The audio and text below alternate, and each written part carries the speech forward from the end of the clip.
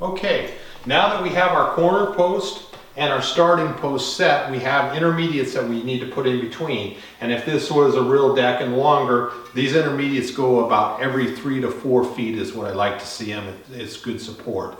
I don't like to see them much over 4 feet. It's just the cable span so far. I just don't think it's a good idea. So we try to keep them between 3 and 4 feet. So when we set this, we have the same situation. We always want to make sure we have our tape on there so we can line our holes up. I'll put that piece of blue tape on real quick.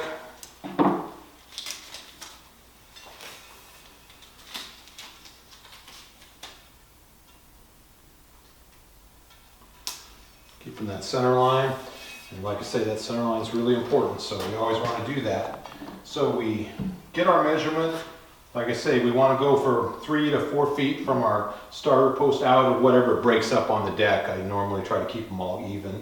And then we just go ahead, put it there, measure over, get our 3 1/4 to center, and then we're ready to screw it down and temporary plumb it.